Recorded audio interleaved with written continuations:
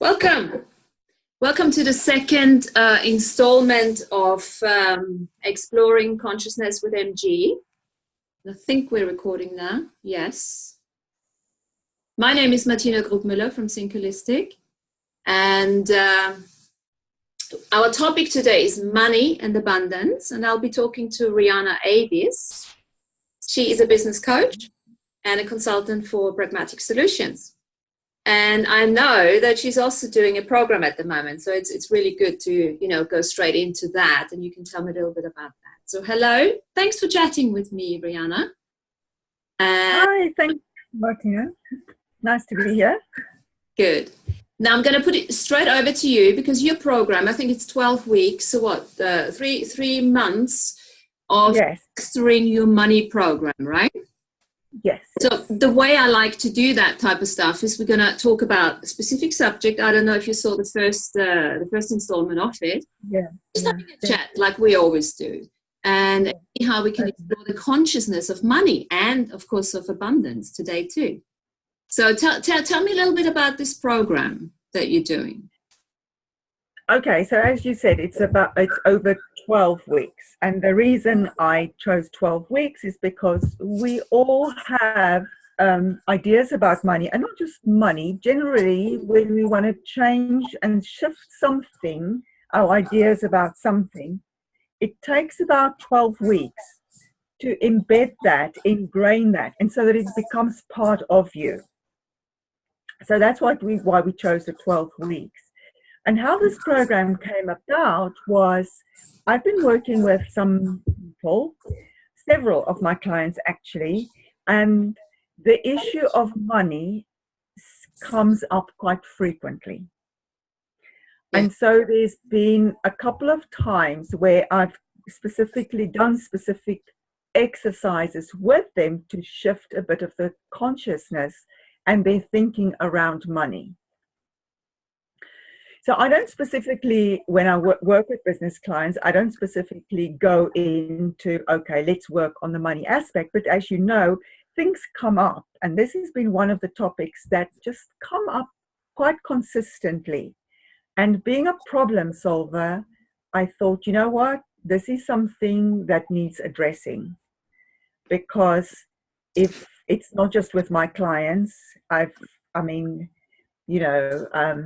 seen similar behavior comments from friends way back when, years ago. I know that I had issues, and I'm not saying all my issues are behind me.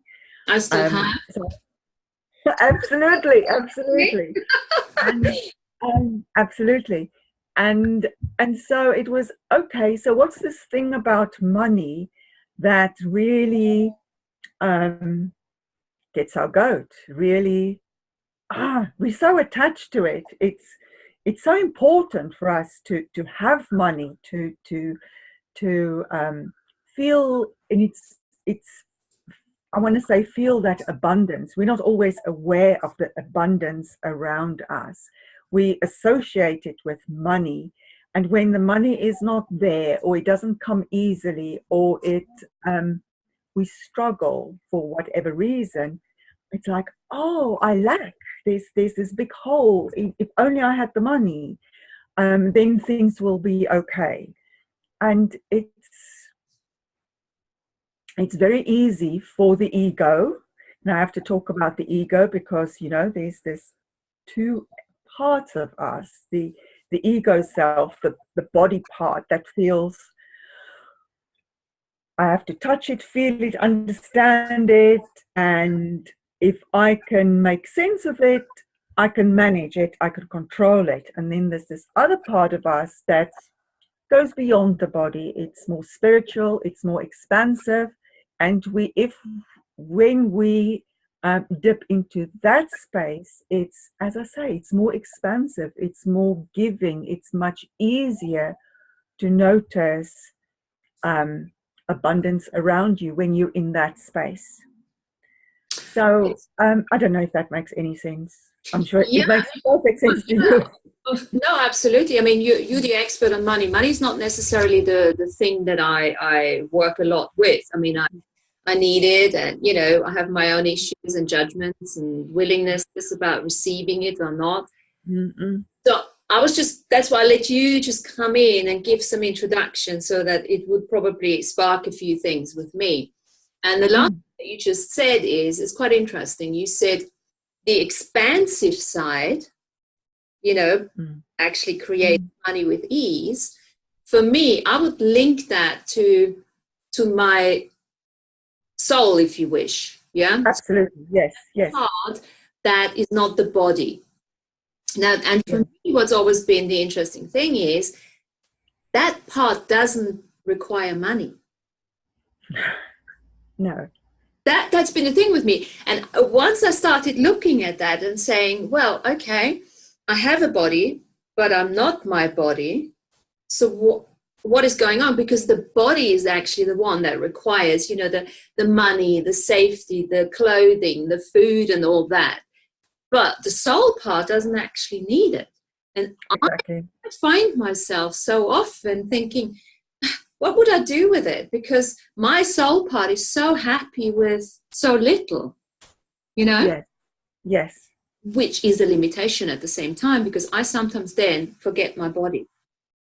Yeah. Body says, hey, hello, I'd love those shoes. I'd like, go on holiday and that. Yes. So that's a bit of like a conflict almost. It is. And I'm not saying for a minute that I have it resolved, not at all. Yeah. But what I've noticed in my own life is that when I was much younger, when I was very much more into my body, I am my body, money was much more important to me. I had to have the job that paid the money. Mm-hmm. I wanted to get out of this struggle for money. I wanted to show the world who I was.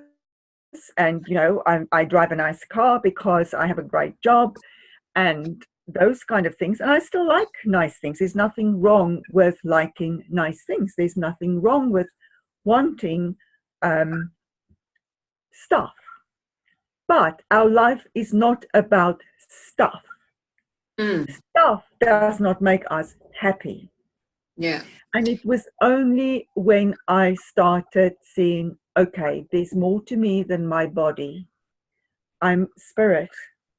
And in fact, I'm more spirit than I am body. That spirit part of me is the part where religion talks about life everlasting, and I never believed any of that. But when you tap into that part, and after a while, when you've been working on yourself for a while and been searching and seeking because you didn't believe what you were taught at school and at church and all those things, then you start coming up against the same thing, that you are spirit in being. And that spirit, as you say, does not need money, does not need physical stuff. Spirit is happy just being spirit. Yeah. But somehow we still live in our bodies on this earth, and our bodies, we want to clothe them, we want to feed them, we want to enjoy them. Nothing wrong with that. It does require money. So would you say, and I'm that's the way I started to look at it, because before I did all this the developmental work, it was easier for me to actually receive money, make money, because I never really thought of it much. When I started to get all that distinction between who is what, and I had to actually start looking at, okay, so if that is the case, I need to really establish a good relationship with my body, spirit, body, mind, body, spirit relationship, in order to look and see, okay, so how's this actually going to work? What does the body require? What does the spirit require? What does the mind, mind always has something to say in between all of that. And what is actually, and this is the question I use when I do work with people who have money issues, is what does money actually mean to you, right? Yeah. To get a bit of a clarification, because if you want to work towards something, money is just a means to an end. So what is that end, that vision, right? And I would assume that is something that you cover in your program too, right? Yeah, absolutely. It's one of the first exercises we do, and it's quite interesting. What I ask people to do is, so what does money mean to you? Mm-hmm. And then they come up with various things. It means if I have money, I can go on holiday, I can have a nice house, I can do this, I can do that. It means I don't have to worry about, how I'm going to pay my bills. And it's all those kind of things. Then I ask them, what does wealth mean to you? Okay. And that kind of opens things up. Yeah. Opens things up. More into abundance, right? Into the area of abundance. Okay. Yes. And for some people will actually come up with, wealth means my good relationships with friends. That's a wealth, my family, the relationship I have with my family, the way we are as a family, and they see that as part of their wealth. And so what you find is that when people think about money, it's all rather constrictive. There's this constrictive thinking and feeling about it, even in the heart space. Whereas when you start thinking about wealth, it opens up. It's much more expansive. Exactly. It's amazing how, and isn't it interesting how important it is, the choice of words that we're using? Yes. Every word has a different energy, and how immediately it creates a different sort of feeling, as you say. It comes from the heart, from that magnet that attracts. Talk about wealth instead of talking about money. Yeah, no, very, very interesting. Yes. Yeah, so that is quite and that's where, we go back into, exploring the consciousness of money and the consciousness of what does it mean to different people, and it means different things to everybody. Absolutely. Yes. So often we try to put everything in one pot and then say, okay, well, you just work with that now. And I would assume that, a 12-week exploration helps to really look at that, and people probably after like 3 months say, my God, I never even thought about that. Yes. As you then change the perspective, you start attracting, different ways of receiving and receiving money. Yeah. So that's one of the things that we're going to do about looking at receiving and opening up. Because when we are contracted, when we closed, when we don't treat money well, when we don't look after our money, when we don't appreciate what we have, money is like not there for us. One of the exercises I also do with them is to say, okay, so write a letter to money. Write a letter to money. And I have avatar. Her name is Carol Skint. And so she writes to money and she says things like, money, where are you? You've not been in my life. When are you going to show your face? I've had enough of this now. It's time you show your face, and okay, so let money run right back and just play with it. Just play with it. Let money right back. So money might write back something like, Carol, it's time you stop sulking. You always get what you want. Yes, I know it comes at a cost. You run up debts. But hey, you don't treat me well, and I don't like that. So I'm not going to show up.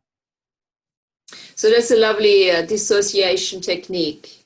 Yes. To really give it like almost a name, or give it a body or whatever, to really start communication going.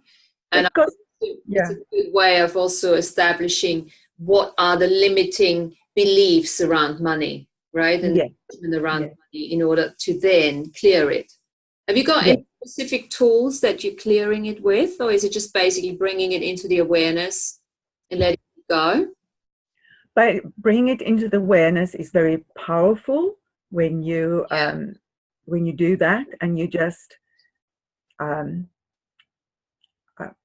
I have a list of about 150 odd negative beliefs, limiting beliefs on money, And money only, yeah. I bet they're not all. Yes, and pardon? They're not all Yeah. though, Rihanna. So no, no. I've collected them over a period. Over a period, I just here's another list. I'll just add that to my list. Yeah. And because when you ask people, so what are actually your beliefs? They may not be aware of those beliefs, but when you prompt them with something, and sometimes it just needs to be a different phraseology, a different word. Yeah. And they say, oh yes. Yeah. That one doesn't work for me, but this one. And I get them to identify those beliefs, and then we do work on reversing it, collapsing it. I like Byron Katie's work. Mm-hmm. So I don't know if you're familiar with Byron Katie's. I've heard. Yeah, I've looked at it. Yeah. Yeah. 4 questions and a turnaround. Yeah. But just making people aware of what they actually believe. And it's like, oh, okay. I didn't even know I believed that. Oh, really? That's a lot of because there's an energy attached to these beliefs. Some of them have quite an emotional load. Yeah. So if somebody says, well,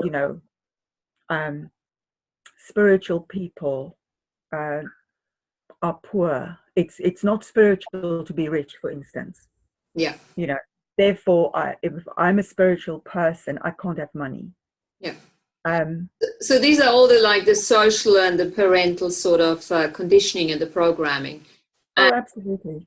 I just want to throw something in there for people who, probably looking at that and going through their own sort of beliefs. As a little tip, a big tip really, and that's what I'm working with that, not just with the topic of money, but with everything. When we talk about the social and parental conditioning, so all these beliefs you've just mentioned, 99% of those beliefs are actually a conditioning. These are beliefs that we have been taking on from other people, be that now from teachers, from our parents, from our, just in the ads, anywhere, from the whole global narrative. And if people start to acknowledging that, well, actually, you know what? That's actually not true for me. I've been saying that for how long? And it doesn't even work for me. So these beliefs are actually lies. Yes. And we talk about that. Yeah. We talk about when we collapse these beliefs, when we identify our beliefs and we collapse them, it's what we're doing is we're cleaning the mirrors of the soul. We are discarding those layers that you're talking about, because we listen to our parents talk about money does not grow on trees, for instance, things like that. Or they tell us we don't have money. I don't have money. Is something I told my children quite a lot, which I'm not very proud of, but you do what you think is right at the time.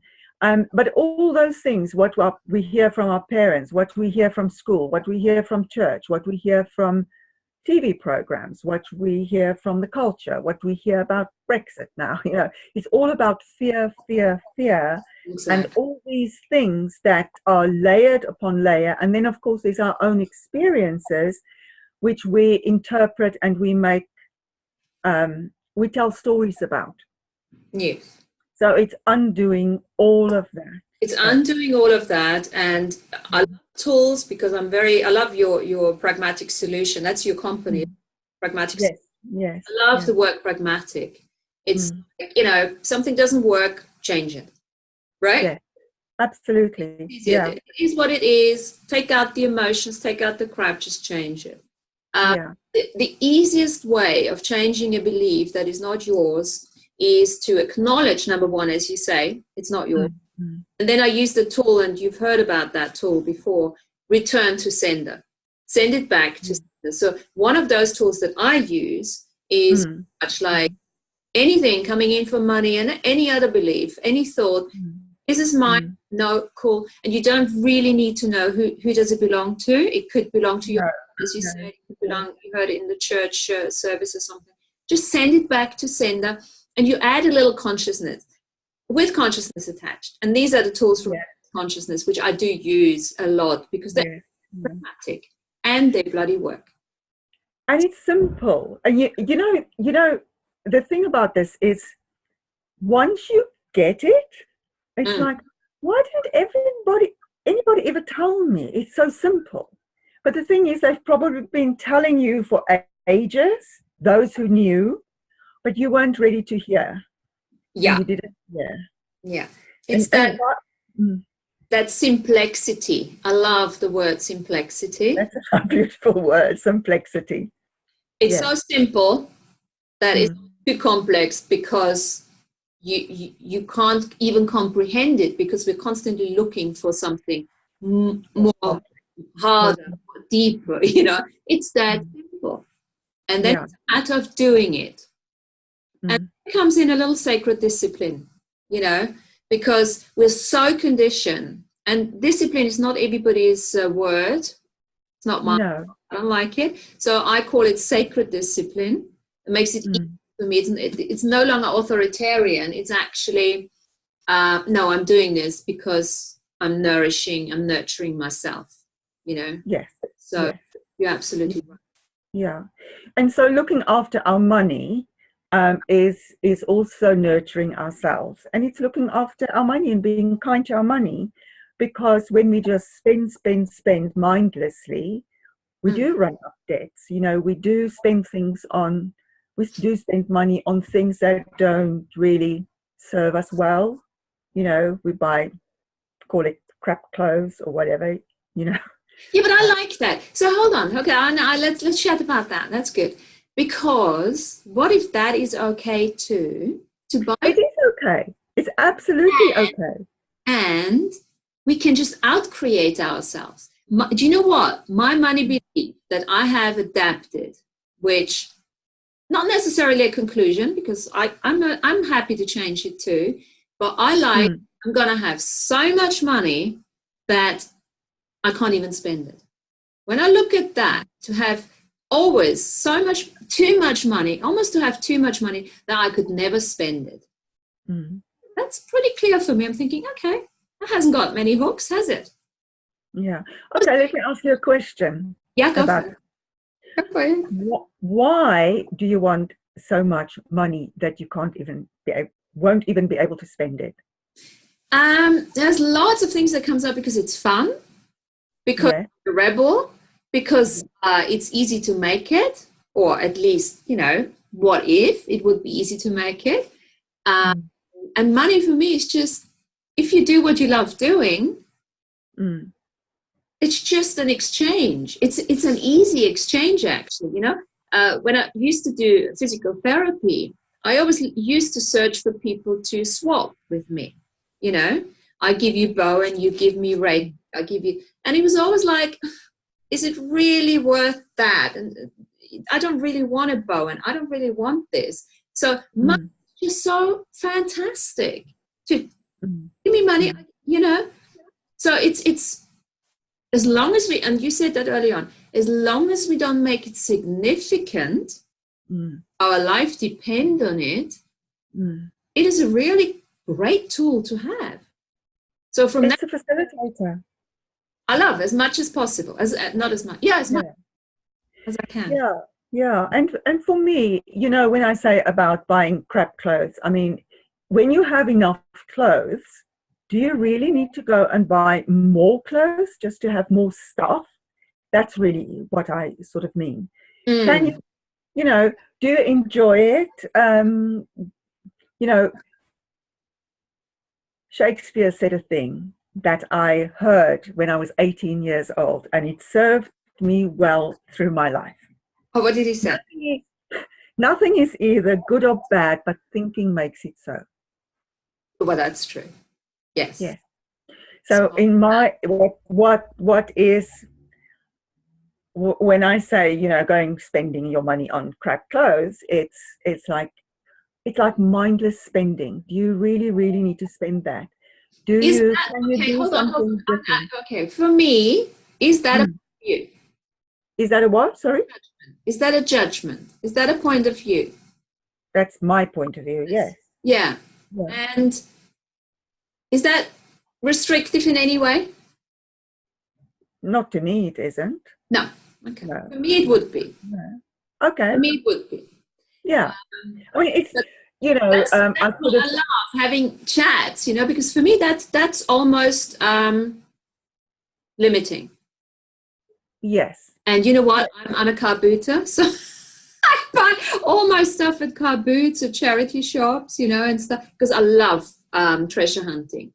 So I never overspend on clothes, you know. Yes. I have Yes. a choice. Yes. But I'm talking about, you know, going to, I don't, this is, it's a phrase that I chose to demonstrate a particular point about, you know, if we manage our money and it's more, if it's financially more prudent to spend that money elsewhere, then perhaps we should spend the money elsewhere rather than go spend it mindlessly Okay, on yes. something for which I get it we now. don't You're talking really about have a awareness. need. Yeah. Yes, that's You're what talking I'm, about yeah. using your awareness on how, Yes, you know, is it yes, best invested? Yeah. yes, Okay, cool. yes, yeah. Yeah. So one of the things that we also do here on this course, this 12-week course, is not just looking at the mindset aspect, but we're also looking at managing the money. So where are you spending the money? Okay. How do you feel when you spend that money?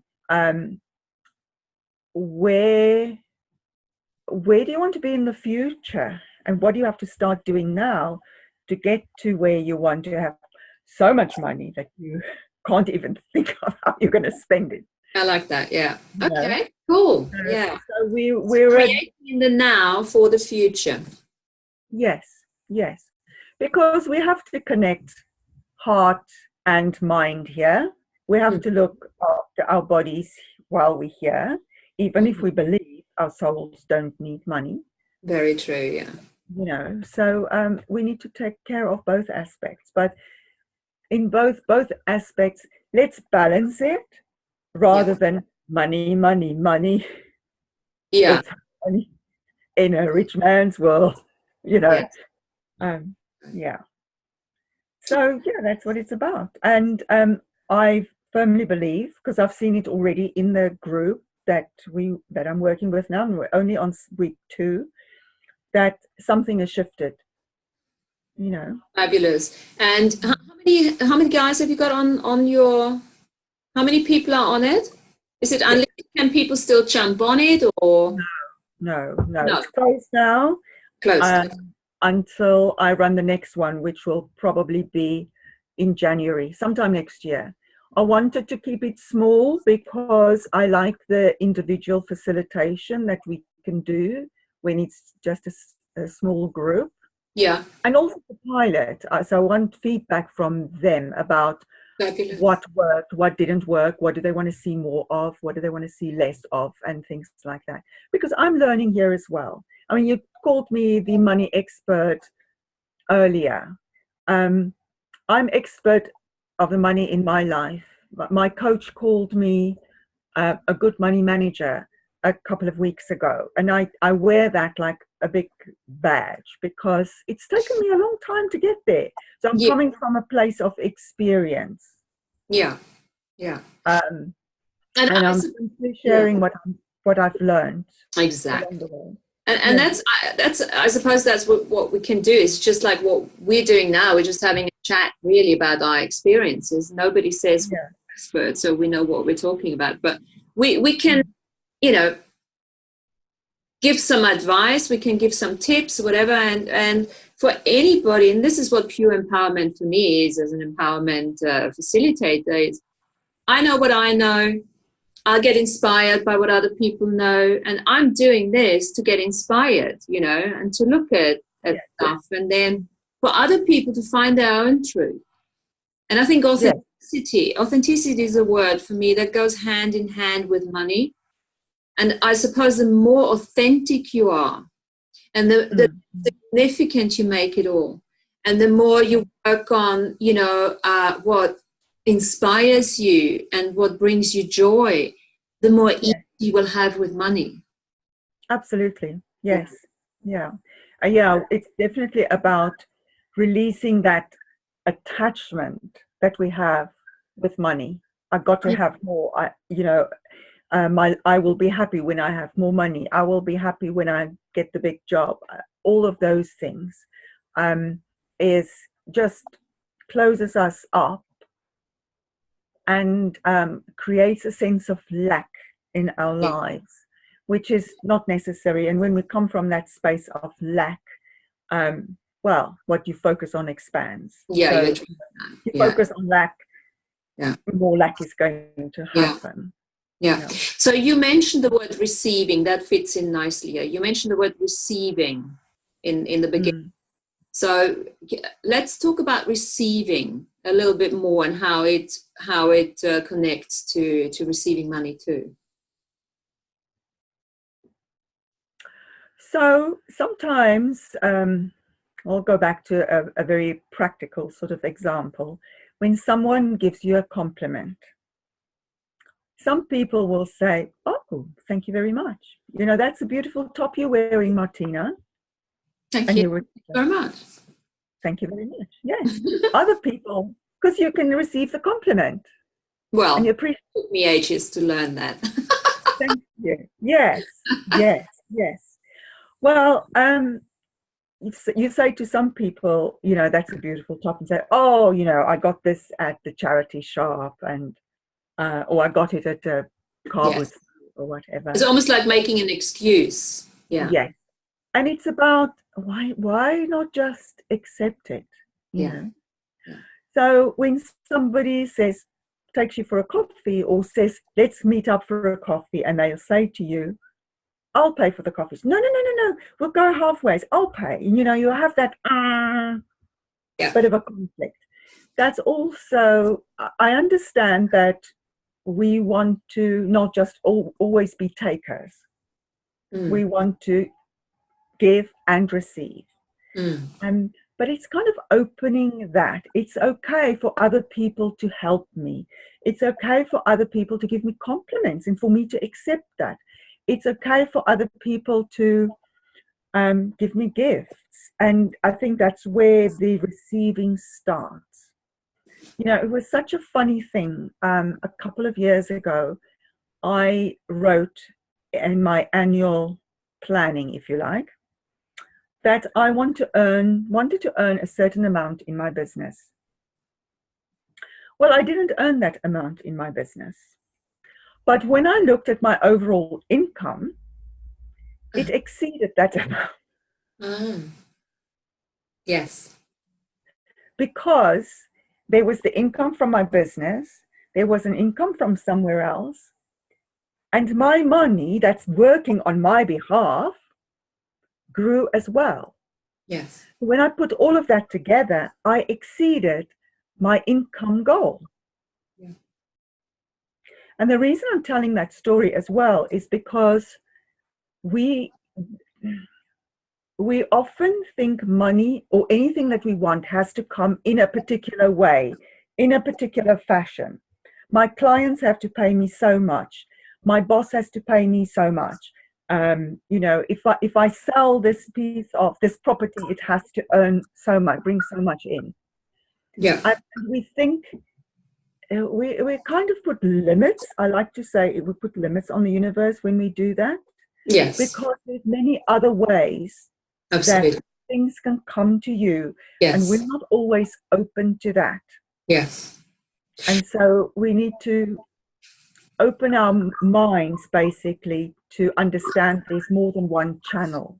Exactly. So receiving from the perspective that you just nicely pictured with a nice story here is actually to acknowledge that as soon as you define something, as soon as you conclude something, you're actually limited. So much so that the definition doesn't allow you to perceive that you have actually received it. Because again, the focus thing, right? Yes. Focus on the one thing, you actually delete everything else around you, but you can't literally see it anymore. So sometimes and then this is the fine line to look at, you know, as much as you need to, yes, there is a requirement of focusing towards, you know, making, receiving, you know, contributing and all of that. And at the same time, keeping the overall, the bigger picture to allow yourself to receive all these other sources of income, you know. Yeah. And another thing I wanted to say to the giving and the receiving, you've mentioned, what we also forget sometimes, and I was one of those, you know, I was one of those people who just loved giving all the time. And you know what it's like. I mean, at some stage you start then resenting that you are the giver. But at the same time, I didn't realize that me giving all the time was actually not allowing anybody else to give to me. Exactly. Yes. Yeah. So this was it. So, and then I realized that the gift and how much kindness it actually is or can be when you receive from somebody.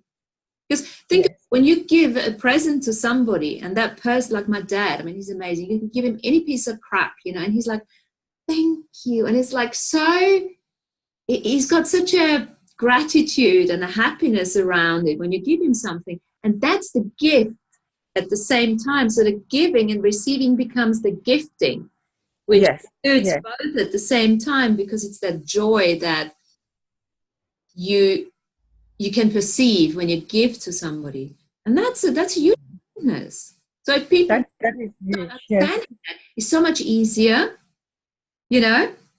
It's kind when you let somebody pay for your lunch. You know? Really? Yes, they want to, you know. If they really, really want to, if that's, you can see it in, I see it, I sense it in people. Not always, of course, but yeah. Yeah. You know, that they really, really want to do this. And then, and you allow them, and it's nice for them and it's nice for you. You know, there's in spiritual terms, I say spiritual terms, but the concept of giving and receiving is one. Yes, the gifting and receiving is one. Don't ask me to explain it in terms other than we've already discussed. I think we've covered that. Yeah. Yes. It's that gift, that exchange, that immediate exchange, you know. Yes.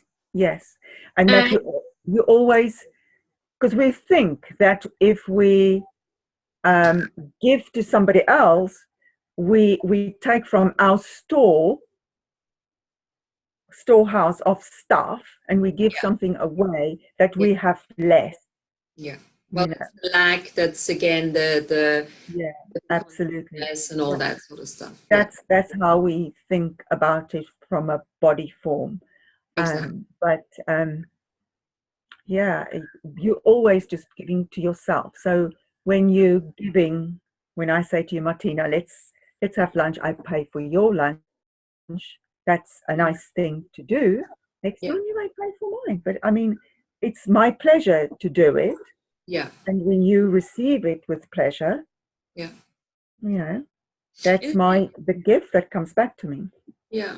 It's going back to what you said, you know, there's nothing good or bad, it's just what the mind makes of it. So absolutely, the consciousness definition, isn't it? Includes everything and judges nothing. It just is pragmatic. Again, that's the word. It's just pragmatic. It is what it is, you know. And, you know, you always have a choice to say yes or no, you know. You don't have to justify it either. Exactly. Never align and agree, resist and react. You know, I love all that stuff. You know? And it is a sacred discipline. It is, it's a daily choice to do that. And so often we fall back into, you know, the old ways and how not to do it. And the main thing then is to stay out of judgment. So total receiving is also connected to staying out of judgment. Yes. So no definition, no judgment, and that's where total receiving resides. you know. It just is as it is, Yeah. you And know. anything is possible there because there is no limitation to the money, to the sources, to whatever you can make money with. One thing, you know, it's so convoluted at times because let me take me back, you know, when I used to do the Bowen therapy, you know, when I do a Bowen therapy, if I had a point of view about a certain person, let's say I don't like prostitutes. So let's say, for instance, you know, a prostitute would have needed a Bowen session. From me having the point of view that I don't like them, they would have never found me. I would have never worked with them. I would have never been able to actually do a treatment, you know? Yeah. Just as an example, because of that point of view. So the point of view creates your reality. It creates your money flows. Yes, yes. So in your program, sorry. Thoughts become things, as Mike Dooley says. Say again? Thoughts become things. We create our reality with our thoughts. Yes, yes. So that's a good tool actually to look at too. You look at the things, look at the environment around you and say, how does the environment show me what I'm actually thinking? So that's what I do with when I became a yoga instructor. I started looking at, okay, forget the mind, because I've been working so much with all of that. Let me just focus on the body now. And then as the body started talking to me through pain, I had to go back to the mind, you know? So we can so many ways, you know, inside out, outside in, environments, things, you know. Look at what do you surround yourself with? What do those things tell you, right? Yeah. So it's fascinating. It's like that spiral. It never ends, you know. It's just constantly, you know, gives you information and changes, and the vibration changes. Every time we let go of a limiting belief about money, we change vibration. That's how it starts, isn't it? We change our vibration. Yeah. That's when the money then can come in. Yeah. Yeah. We release some of those blocks. Exactly. And as we release those blocks, we let go of the fear. And as we release the fear, more love becomes visible. Yeah. We're more open to being aware of love's presence in our lives. And yeah, money is just another energy. It's just another form of love, if you like. I'm glad you mentioned that because the way I've been, you know, there's something about that which I've been told, which I actually have been told, because money had a bit of a negative sort of energy to it, the Babylonian money curse and all that. And with the changes on the planet and, you know, everything, you know, which is changing at the moment, also the money has a different energy now. And it's actually been infused with the love bug. You're absolutely right. Now, if you think about it now, when you play with money, you're actually changing love rather than the old story of it's all nasty, it's all, you know, full of entities and crazy stuff. It's actually now, it's another way of looking at that now, to money as exchanging love. So thanks for mentioning that. Yeah. Okay. I don't know where that came from, but it's just any energy. You can transform any energy. That's the beauty about energy. Yes. You know, it can be something heavy, it can be something light. And when you think about money as something that restricts you from doing stuff, that becomes a heavy feeling in your body, perhaps. So money becomes a nasty thing that you don't have. But when you think about money is a tool that allows you to gift to people, to have fun, to go on holiday, to help people who have less than you have. There's a joy there. Yeah, exactly. There's a love there. Yeah. Yeah. So that's a nice way. That's a nice way of looking at money instead of, all that, making it so significant and the lack and all of that. Yeah. Now, within your program, is running for 12 weeks, and you do Zooms as well, or how do you do it? You get people on Zoom. We do it on recording then, and recording. Yes, so it's quite a bit involved there. So I have a workbook. There's a workbook. You have an example? Yeah, let's have a look. Yeah, so here's can you see that? Yep, Master Money, week two. Okay. Oh, very organized you are. So that's a very, I have to do things to keep myself on the straight and narrow as well. I'm always impressed with very organized people. Love it. Sacred discipline. Sacred discipline, yes. Yes, and so the exercises are in here, and we do a bit of reflection every week when we start, because there's a lot of in-between work. Yeah. In other words, so I asked them in the first week to go and collect all the information so that they could do a personal net worth statement. So what's all the stuff that you owe to other people? What liabilities do you have? Okay, so that's the other question I had. So you really go into the nitty-gritty too. So it's of the mind, of all the belief system and stuff, and then you really into the practical stuff as well. Yes. Stuff. Yeah. Okay. So we how do I put this? It's a dual approach. So it's the practical approach, but also the mindset approach. Right. A dual. Yeah. Dual. Yeah. DUAL. Yeah. So there's a workbook, and then I record it, so they can listen to the audio recording. That's like on a permanent basis. Yep. There's a video recording that's not going to last forever and a day, but it's there. Yeah. And then there's a lot of resources. So, for instance, the Byron Katie work. There's loads of information on Byron Katie's website. So I point them to the resources that'll help them. Yes, and so as I say, we record it, and then I post the links. There's a Facebook group where it's a secret group, I suppose. Yeah, and then and that's where we can exchange information, where I can post everything. I also send emails out to remind people and to say, here's the link, so they get it in multiple formats. And that's how I'm going about it. Fantastic. Sounds good. So what else can we, what time is it? Oh, we're almost there. But what else can we talk with regards to money? Is there anything else that comes to mind? Or abundance?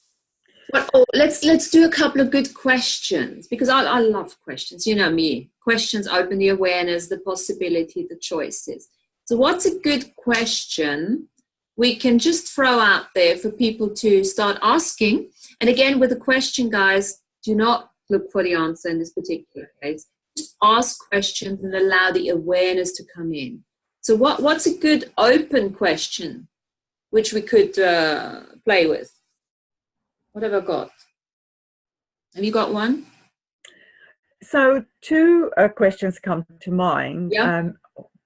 One was actually from a course I did a couple of years ago, and we also went into the money thing. Mm-hmm. And an exercise that I gave people was can you come up with 50 things of abundance, things that you have in your life, experiences, whatever it is, that doesn't cost you anything. It just doesn't cost money, but it's a form of abundance, of wealth, of riches in your life. Mm-hmm. But that's you have to go away and think about that. Mm-hmm. So are you doing journaling as well? Do you suggest people to write journals and stuff? Because that's a good thing, isn't it? Yeah. There's a couple of things that we're doing as well. And one of them is self-care. Yeah. what are you doing to look after yourself in the 12 weeks? You know, we discussed that the first week, and the journaling as well. Yeah, definitely. So this exercise about come up with about 50 things that's abundant in your life, that's representative of abundance. It's not one of the exercises I've included, but it's something that came to mind when you said, what open questions can we ask? Yeah. Yeah. So as we're thinking, as we're talking, I'm thinking a question from me would be who or what could you add to your life that would be a contribution to you and result into money? Or who or what can you be or do that you haven't considered yet? Or what is really fun for you? So I'd almost say that could be, that's what I think I've done at some stage. Just when you think of a journaling, I just take a piece of paper, whatever, write down 100 things that are fun for you. Yes. That are so much fun for you, and they come so easy to you that you wouldn't even think of making money with it. Because what I find is the things that come so easy and so joyfully to you, these are the things, the least that you anticipate that you could actually make money with it. Yes. Because you do it with such ease. And you know, as beliefs related to the energy of money, it has to be hard work. You have to earn a living. You have to earn. Well, why? What if you didn't have to earn it? What if you could just play with it? What if you could just be playful and create an income stream through that? So that would be a couple of questions. And it's really about, you know, what would you love to create? What would you do if money was not an issue? What would you do? Yeah.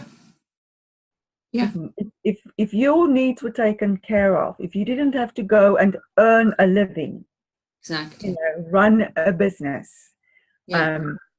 what would you do? What would you do with your time? What would you do with your creativity? What would you do with your energy? Exactly. So not what even would you do with the money that you have? Down and then look at that. And you see, we're not talking about copying anybody, but actually, once you look at it and think, well, is there anybody out there that I've heard about or I know that is actually making money with that?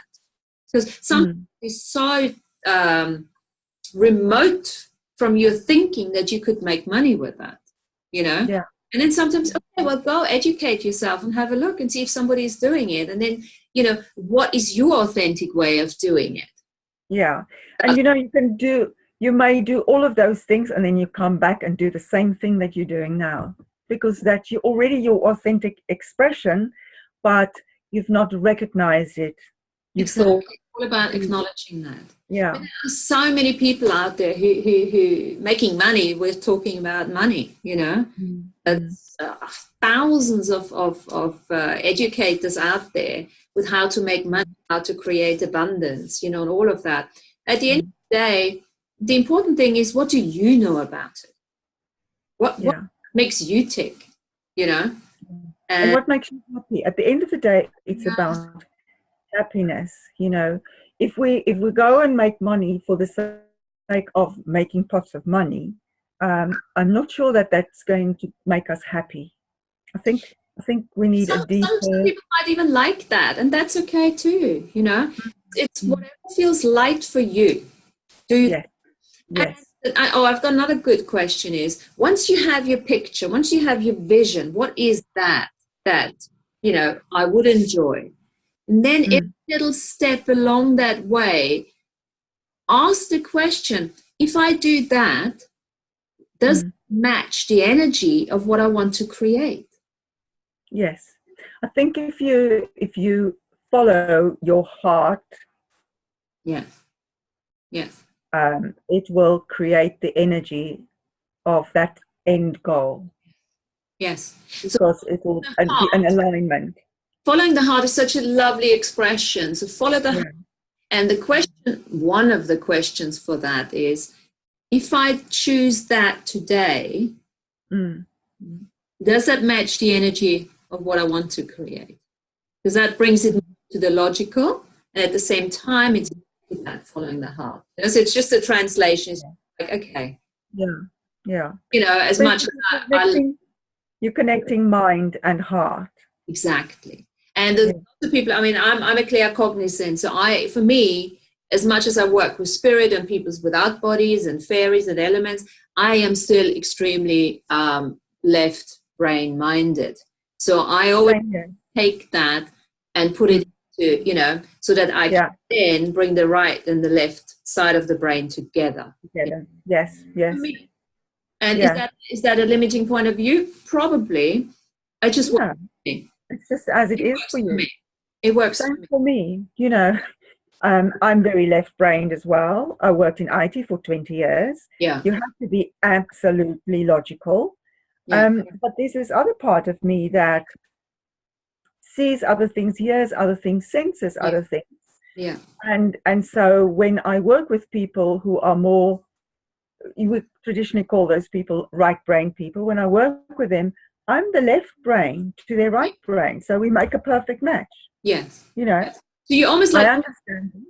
You're a mediator, you're a translator. Yes. Yeah. I can do that too. And I didn't know that because I used to judge myself for it until I started acknowledging, this is actually a capacity. I can be right, brain, and choose what I require at the time, depending on what is required at the time. Who am I talking to? Or what is it that I want to create, actually? So that's a huge capacity. So it's good to acknowledge that. And we all, of course, Yes. So let's all acknowledge that. Yeah. Yes. And acknowledgement is something that we're not always very good at. Acknowledging ourselves for our talents, our abilities, our experience, our our skills, all those kind of things. And it's important that we do that. Yeah. And a good way of finding out if you're not doing enough acknowledging of yourself is when you love complimenting others. When you're almost overdoing it, not right. Because everything you do, everything you make significant is basically telling you, okay, there is a little lack. I have to be perfect. Yes. Perfection. Yes. Yeah. Cool. Wow, that's good. I enjoyed it. Well, that sounds really good. So you're in week 2, got a couple more to go, and it's fun. And lots to learn. Fantastic. Well, I wish you all the best and the greatest feedback on it. Is there anything you want to say to not conclude? I don't like conclusion, but just to round it off. Talk about money, abundance. Just be aware of abundance in your life. Just notice any feelings of abundance, any sense of wealth, any appreciation. We're changing from summer to autumn now here in the UK, and you see every day there are more leaves on the trees that are turning color, and that's a sense of transition as we transition from one season to another. But summer itself in the UK is such a sense of abundance with all the green and all the leaves and all the flowers and the sunshine and things like that. And that to me it's almost a season of abundance. Yeah. So one of my participants last night, she makes chocolates. 100%. She uses 100% raw chocolate, and she makes her own chocolates and things with that. And that gives her such a sense of pleasure and wealth and abundance, and it's one of the ways she takes care of herself as well. So it's a question that I bring every week to my group. Did you notice any feelings of abundance and wealth or appreciation this week? Just become aware. Yeah. Raise your awareness, because as we appreciate things, we raise the energy, we raise the consciousness, and that opens things up. But it has to happen inside first. Yep. Energy of gratitude. Gratitude, the antidote to judgment. Yeah. It's you the antidote to lack of money, even. To everything, to lack of everything. So let's conclude with that. Thanks so much for chatting with me. I'm gonna once I've done the recording, I'm gonna send it over to you, and then we pop it onto our social media, and maybe, you know, if people want to watch it, hope to get something out of it. So thanks very much, and good luck with the rest of your program. Thank you, Martina. Lovely to chat to you too, and thanks for the opportunity. Yes, thank you very much. Namaste. Okay, darling. All right. Yeah, bye. Bye.